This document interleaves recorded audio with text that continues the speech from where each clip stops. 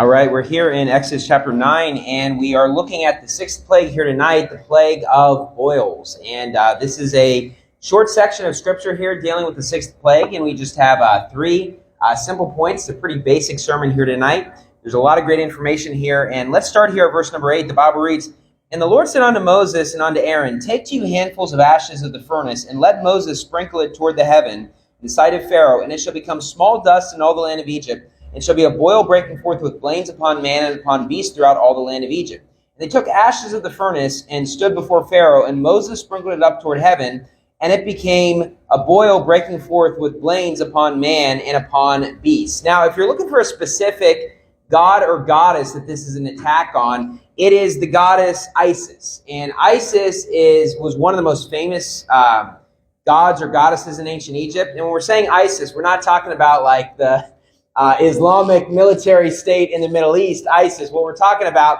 is a goddess who was the Egyptian goddess of medicine and peace. And here's what it says about Isis in more detail. She was the goddess of the moon, protector of women and children, healer of the sick. Isis was the wife of Osiris and mother of Horus. And I would say Osiris and Horus are two of the most famous Egyptian gods that you probably have heard of before. Her legend eventually found its way to Greece, where temples still stand in devotion to her. Having resurrected her dead husband, so she apparently resurrected her husband from the dead, Isis helped her son to avenge his murder in his battle against Set. She endured as the most important goddess in ancient Egypt until the end of the civilization. The temple of Philae in Aswan was built in her honor, and it was famously relocated from its original location in the 1970s to protect it from flooding caused by the Aswan High Dam. And so I would say this is the main person it's an attack on because she was the protector of women and children, the healer of the sick. And what we're seeing here with the sixth plague is an attack on the people personally themselves. Whereas the earlier plagues, it was not an ailment upon the people themselves. It was upon the animals, or there was animals filling their land, water to blood, and those things. Now, when we look at these verses that we just read in verses 8 through 10, this is very different than what you're seeing with a lot of the other plagues. Because what you see in verses 8 and 9, God says to Moses, this is what you're going to do. And in verse 10, they do it. You do not see a warning given to Pharaoh this time. Because isn't it true when we're looking at all these plagues, it's like, if you don't do this, then this plague is going to be poured out.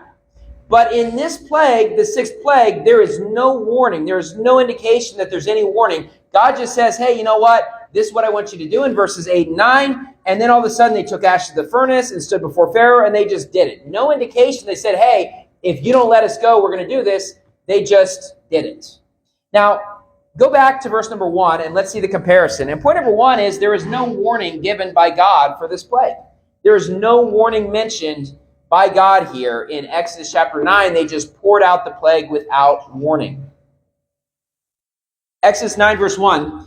Then the Lord said unto Moses, Go unto Pharaoh and tell him, Thus saith the Lord God of the Hebrews, Let my people go that they may serve me, for if thou refuse to let them go, and wilt hold them still, behold, the hand of the Lord is upon thy cattle which is in the field, upon the horses, upon the asses, upon the camels, upon the oxen, upon the sheep, there shall be a very grievous marade. So, the fifth plague goes along with like other plagues, where basically, I want you to go into Pharaoh and tell him, Thus saith the Lord, if you do not let my people go, this is what's going to take place. That's exactly what we saw last week. Then it says in verse 4, And the Lord shall sever between the cattle of Israel and the cattle of Egypt, and there shall nothing die of all that is the children of Israel. And the Lord appointed a set time, saying, Tomorrow the Lord shall do this thing in the land. And the Lord did that thing on the morrow, and all the cattle of Egypt died, but of the cattle of the children of Israel died not one. Pharaoh sinned, and behold, there was not one of the cattle of the Israelites dead, and the heart of Pharaoh was hardened, and he did not let the people go. Now, depending on the plagues that we're looking at here, of these 10 plagues, some give more detail than others. It doesn't tell you how long they're talking to Pharaoh. With the fifth plague, which we just read, the one that we covered last week, it specifically says, hey, I want you to go in and give a warning. And then it doesn't really tell us the response of Pharaoh. It just says, okay, now you're going to do this. We can tell from the context, obviously Pharaoh did not take heed and just said, well, I'm not going to let your people go. But the Bible does not directly tell us that. But what it tells us in the fifth plague, first I want you to go in and warn. And so that is exactly what they did, right? This is very different, though, than the sixth plague because there is no indication that they're going in to give any sort of warning or give any sort of speech. Just they go in and all of a sudden the next plague comes, okay? Go to Numbers chapter 14. Numbers 14. And here's what we need to understand in life. God does not always give us warnings. Often, God does give us warnings. Or often, we see certain things in our lives where we realize, you know what, I need to get right with God. I think God's mad at me. Things are not going my way. But don't think that God is obligated to give you a direct warning saying, if you do this, this is going to happen. God might just decide, you know what, you've broken my rules. I'm just going to pour out judgment upon you for what you did. So it is certainly true that God will often give us warnings. And I would say that's his usual pattern, and he's very long-suffering to us. But it's not like he has to do that. And it's not always going to be the case. So every time when you make a decision to commit a sin and willfully go against God, just realize there's no guarantee that afterwards you can just say, I'm sorry. And God's like, well, if you do that again, this is what's going to happen. God might just be like, you know what? No, I'm not giving you a warning. It's just like, it's too much. You broke my rules. You knew what was right. It doesn't matter that you expected a warning. I never said I was going to give you one, right? Now, Numbers is a great example because we're in Numbers 14, and this is after 10 of the 12 spies refused to go to the promised land. And you have Caleb and Joshua who say, let's go. We can win that battle. We can overcome. We talked about maybe a month ago or so about like Caleb being a man that was very valiant, a man filled full of courage and bravery. And of course, Joshua was a very brave and mighty man in the Bible. But then the other 10 said, we cannot go, and they rile up and energize the crowd to want to kill Joshua and Caleb, and then Moses and Aaron, and all of them that are standing up for the things of God. And so they refused to go in, and then let's see what happens here in Numbers 14, verse 1. And all the congregation lifted up their voice and cried, and the people wept that night. And all the children of Israel murmured against Moses and against Aaron, and the whole congregation said unto them, would God that we had died in the land of Egypt, or would God we had died in this wilderness? Well, I mean, if you're so content to die, if you're so decided to die, then just kill yourself. It's like, would God we had died in the wilderness? Then just jump off a cliff. Right? You want to complain, but it's not like it's that hard. I'm sure that you could kill yourself if you wanted to. So they're like, I mean, we wish we had died. It's not, well, then just kill yourself. Right? I mean, if that's what your decision is, just kill yourself then. Verse 3, and wherefore hath the Lord brought us unto this land to fall by the sword, that our wives and our children should be a prey? Were it not better for us to return into Egypt? And they said one to another, let us make a captain and let us return into Egypt. And, as I mentioned here recently, does anybody in their right mind think that they could actually walk back into Egypt? I mean, are you kidding me? It's like with all the people that died in the Red Sea, and then all of a sudden, you're just going to walk in a little bit later and say, you know what, it was just a misunderstanding. It's like, I know your brother's dead now. I know your mom and dad died. I know all these people died in the flood. You lost your husband. But it was just a mistake. It was just a misunderstanding. You know what? In life, sometimes you make decisions and there's just no turning back.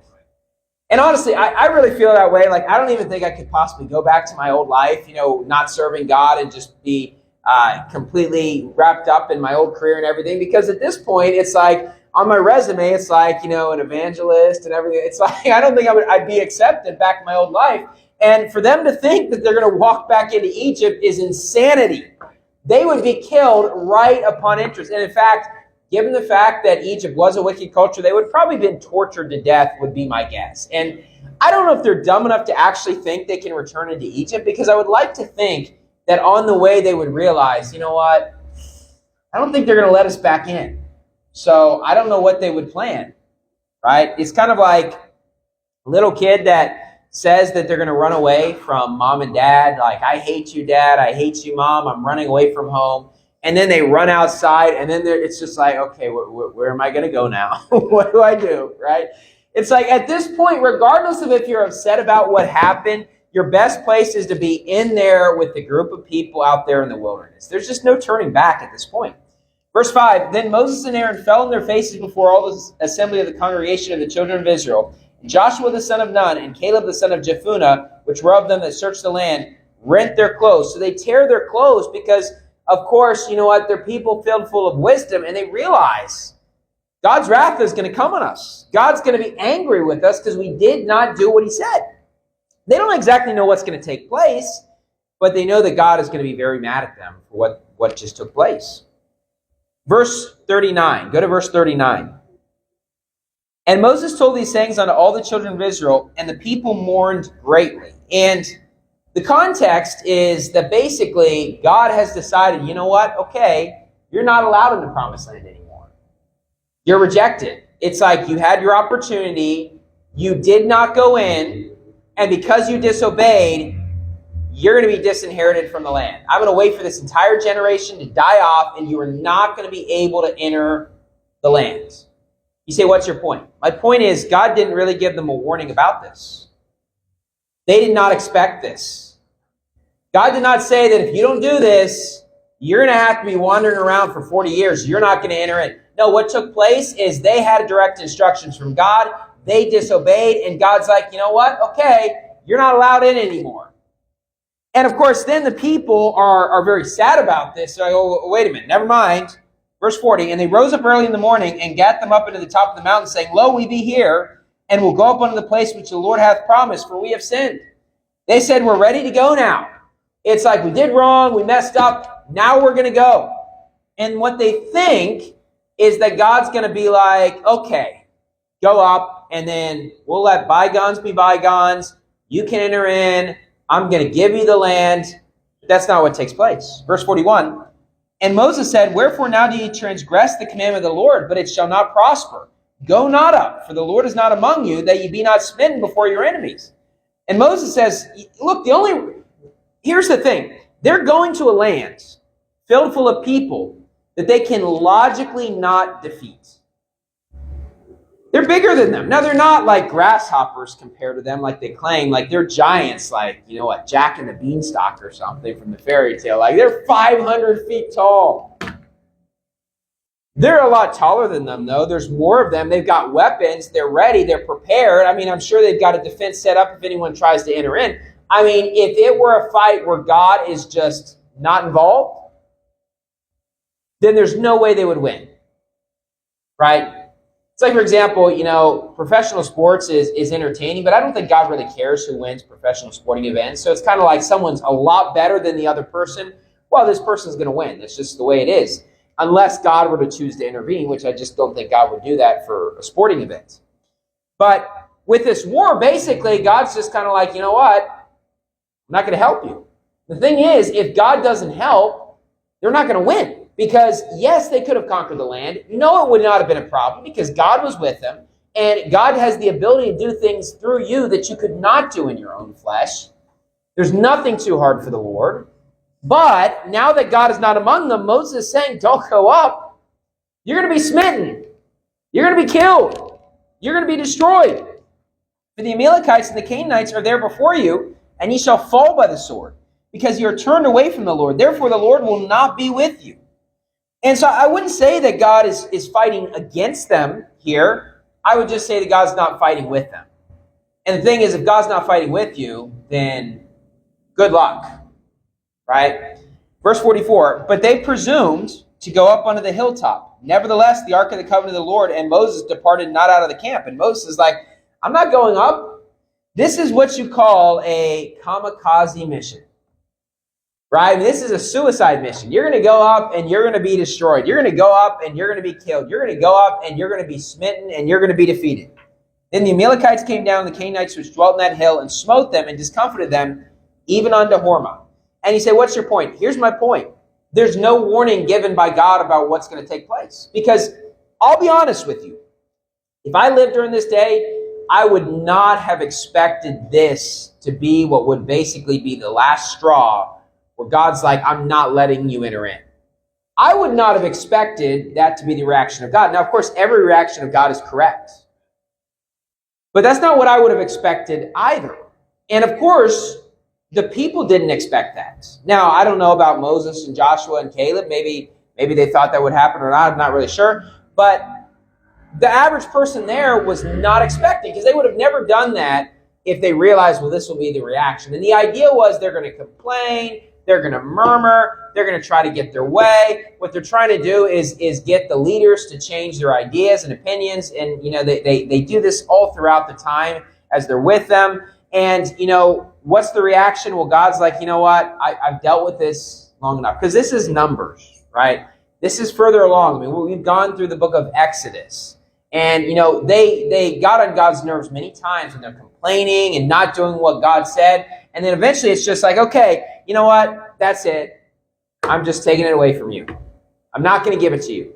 Now, he promised them essentially an inheritance if they did what was right. So this would be like you're passing down an inheritance to your son, and then all of a sudden your son does something to make you mad. It's like, all right, never mind. I'm going to give it to somebody else, right? And so basically that generation is going to die off before they get to enter in. But what we're seeing is God does not really give them a warning. He just says, you know what? I'm not letting you enter in. Go to Exodus chapter 9. Exodus chapter 9.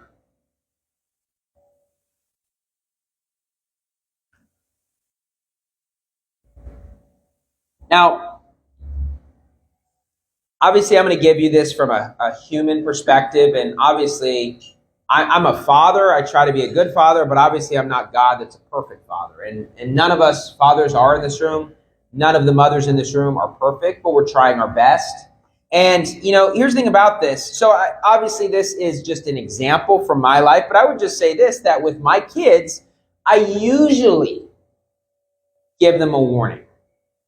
Usually, but not always. Now, sometimes maybe I don't give them a warning because I'm just not in that great of a mood and I lose my temper or whatever, but there's just some times where it's just like, you know what, I feel like I've given you chances in the past, and it's like you're doing the same thing. It's like, no, there's no warning today. And it's like, but wait a minute. I mean, yesterday I got a warning. Like you said, if you do this, then I won't. But it's like, well, I decided not to today. I mean, we don't always, as parents, give warning to our kids. We often do.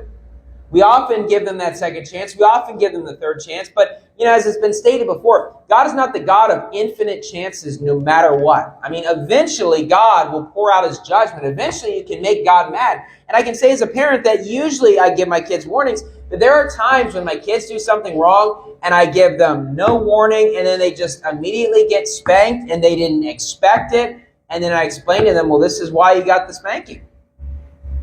And they expected a warning. They expected a second chance. Because other times they got that. But that doesn't mean that you're always going to get that. Right? Or sometimes when kids are in trouble, then all of a sudden it's like, I'm sorry. And it's just like, well, it's good you're saying I'm sorry, but it's too late. Sometimes it's like, and look, it's definitely true. When your kids say they're sorry and they mean it, oftentimes you'll go light on them because but sometimes they're doing that to get out of trouble, right?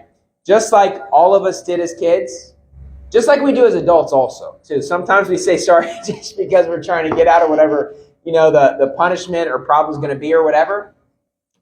But what I'm saying is, sometimes God gives warnings, but sometimes God does not give warnings. Just like with our kids. And what we see, point number one, is this, that God does not give a warning to Pharaoh. And it's like, but wait a minute, God gave warnings at other times. Yeah, but that doesn't mean that every single time Pharaoh, before every single plague, let my people go or this will take place. And so Moses and Aaron just go in and then the plague is just poured out upon them. Point number one, we see that there is no warning given to Pharaoh. Point number two, let's see the physical pain upon man. It says here in verse number 11, and the magicians could not stand before Moses because of the boils, for the boil was upon the magicians and upon the magicians and upon all the Egyptians. And so this plague specifically is a plague that is very painful upon man. The first plague we saw was the water being turned to blood. Plagues 2 through 4 with various animals, very disgusting. Plague number 5 is really a financially crushing one with the death of livestock. But plague number 6 is judgment upon the people themselves, where everybody is going to be hit by this, right? Turn your Bible to the book of Job. Turn to the book of Job.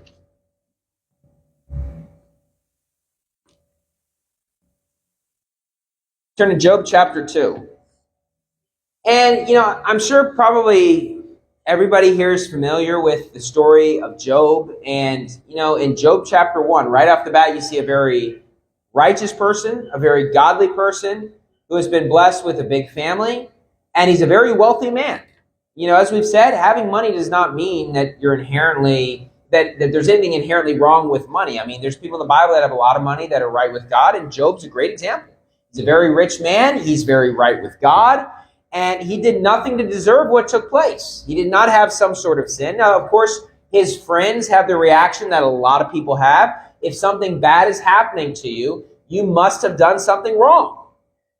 Right? And, you know, I would say this, that when we think about this on an individual level, when things take place in your life, you ought to ask yourself the question in your mind and think about it yourself. But I would caution all of us to have that reaction toward other people when something goes wrong. Where something goes wrong in someone's life, well, I mean, if they went soul winning every week, I don't think this would have happened. It's like you got to be very careful to say certain things like that, because, I mean, if God's, and not just the words themselves, but if God sees what you're thinking in your heart, it might be like, okay, well, we'll see. I mean, maybe some random thing's going to happen to you too to kind of teach you that, no, that doesn't necessarily mean you did anything wrong. Now, of course, it can. I mean, it is certainly possible that if something bad happens to someone, it's like, well, that is certainly possible that it's the judgment of God or whatever, but it might not be. I would even say this. I think we should be cautious to assume that when something bad happens to someone who's not a godly person, like an unsaved person or a bad person, I think we should also be cautious just to say, well, you know what, that's the judgment of God. It's like, well, I mean, you don't necessarily know that. I mean, the Bible tells us specific examples, but you know, the truth is this, there's a lot of ungodly people that live long lives.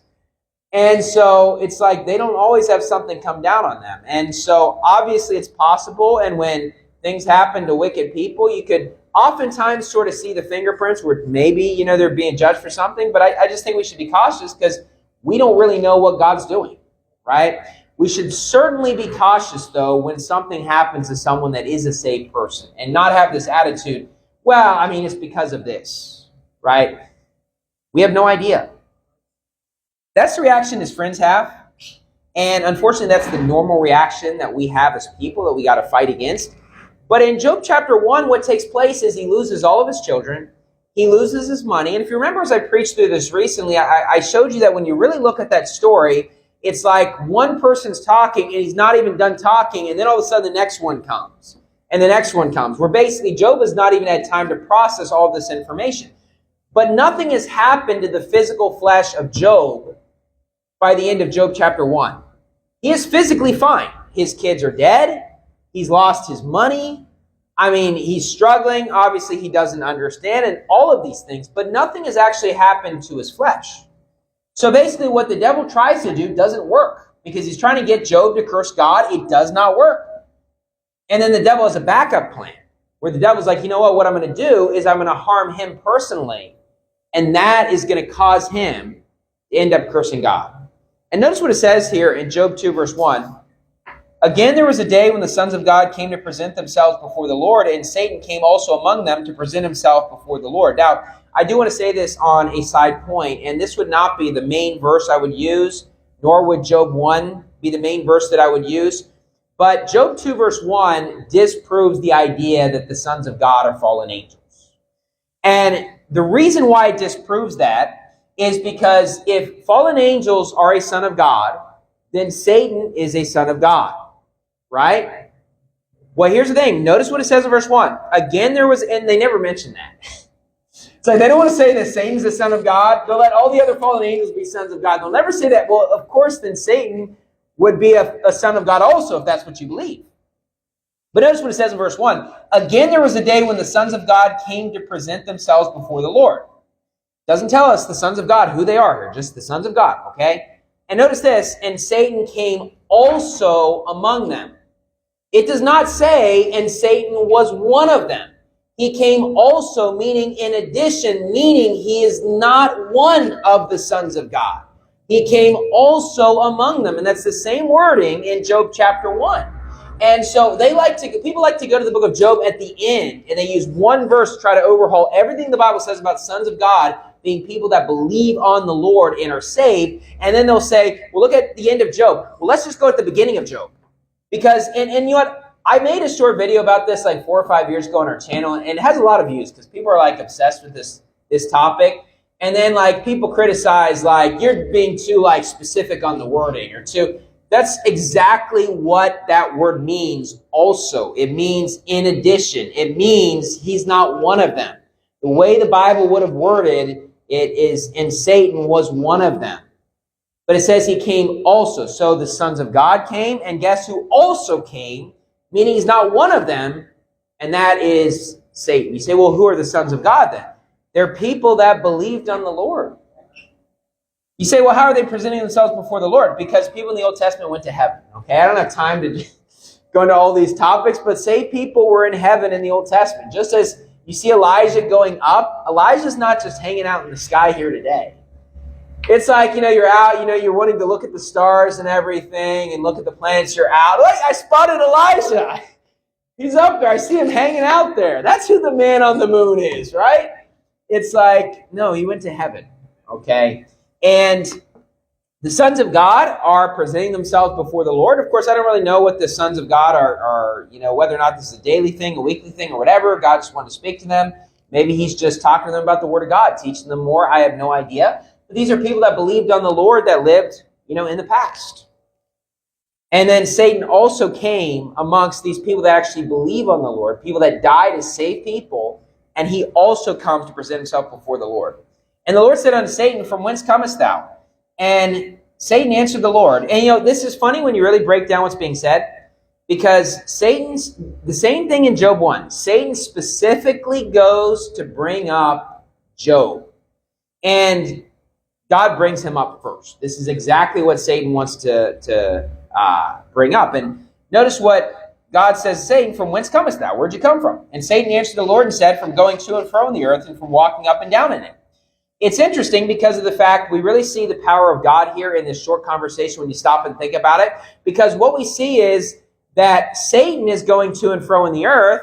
It's like, well, that's interesting because God's everywhere. He doesn't have to travel. He's everywhere, right? We see the omnipresence of God, the fact that Satan cannot be everywhere at once. We see this distinction, whereas God doesn't have to go to and fro in the earth, right? He's everywhere. And the Lord said unto Satan, hast thou considered my servant Job? What do we see there? We see the omniscience of God, because that is exactly what the devil wanted to talk about. So we see the omnipresence of God, that he's everywhere. We see the omniscience of God. You also see in this story, in this conversation, the omnipotence of God, the fact that he's all powerful, because he says, I'll let you do this, Satan, but you can't do this. So in this short conversation, we see the omniscience of God, the omnipresence of God, and the fact that God is omnipotent as well, which are kind of the three characteristics, probably the three main ones you think of that the average person would think of. Tell us what God is like. All powerful, everywhere, and he knows everything, right?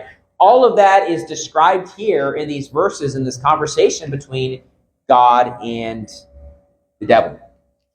And the Lord said unto Satan, hast thou considered my servant Job, that there is none like him in the earth, a perfect and an upright man, one that feareth God and escheweth evil, and still he holdeth fast his integrity, although thou movest me against him to destroy him without cause. Verse 4, and Satan answered the Lord and said, skin for skin, yea, all that a man hath will he give for his life, but put forth thy hand now and touch his bone and his flesh, and he will curse thee to thy face. And the Lord said unto Satan, behold, he is in thine hand, but save his life. And so when God says, I'll let you do that, but save his life, we're saying that God is all-powerful because he can stop it if he wants. So went Satan forth from the presence of the Lord and smote Job with sore boils from the sole of his foot unto his crown, and he took him a potsherd to scrape himself withal, and he sat down among the ashes. Now, I used to be kind of confused about this story because when I read all the things that happened to Job, I just thought that, the punishment that the devil gives to Job in chapter 2 is nowhere near as bad as chapter 1. Right? I mean, wouldn't it be far worse to lose your children than to be struck with an ailment that's eventually going to go away? Even the money. I mean, because if this was permanent, that would be a different thing, right? Because obviously, all of us, I'm sure we all value our health. I would value my health more than wealth. But here's the thing. This isn't forever. But yet, Satan is very confident that Job is going to curse God to his face, and it kind of confused me. But I think this is the reason why. Because Satan is thinking the way that he is going to be the way that Job is. And for someone that's completely self-centered and only cares about himself, he probably thinks, you know what, if his skin is cursed, he'll curse God. When in reality, someone who loves his kids, and we saw that in Job chapter 1 as he's making offering for them, it's like that is far worse than having your own skin cursed and having an ailment and health problems. I mean, it's far worse. I mean, it's not even close. This is not really something I thought about before I had children, but being married with children now, it's just like the punishment is far worse in Job 1 than Job chapter 2. And, you know, it's kind of interesting because one thing that really made me think about this is actually Richard Dawkins, who I've been talking about a lot on the series on Saturdays, because when I read his book, I was just amazed. And I'll talk about it more on Saturday because it's going to be the sermon on creation versus evolution.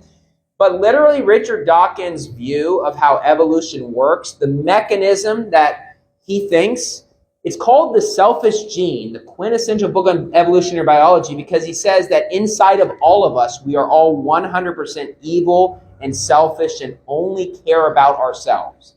And anything good we ever do is only because we're going to get something out of it.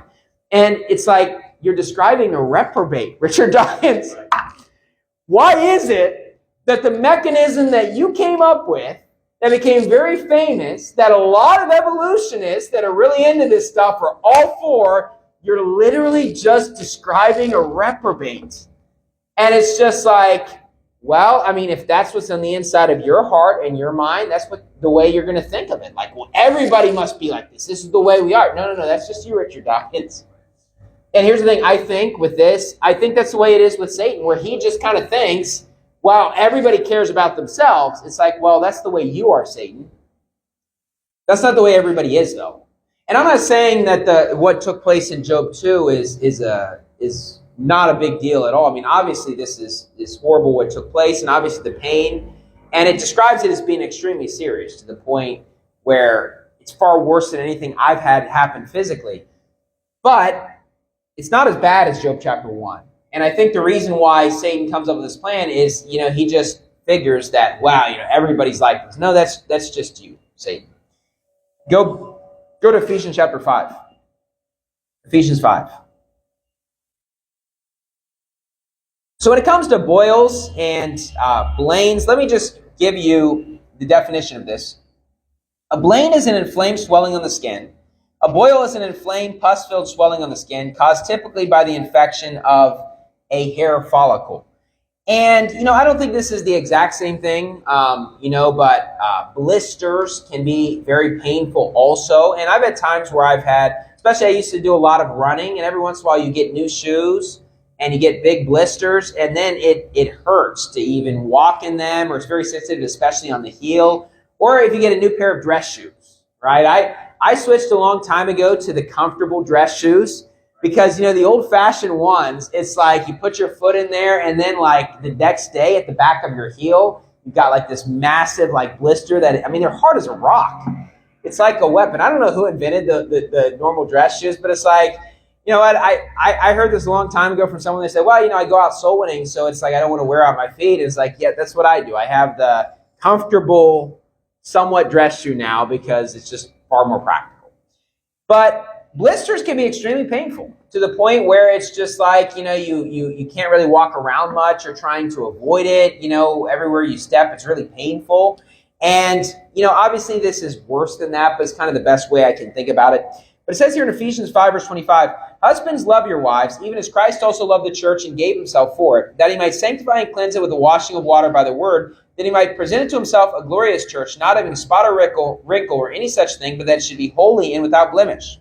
So have men to love their wives as their own bodies. He that loveth his wife loveth himself. For no man ever yet hated his own flesh, but nourisheth and cherisheth it, even as the Lord the church. Now, when it comes to our own flesh, we naturally care about our flesh, the things that we want, right?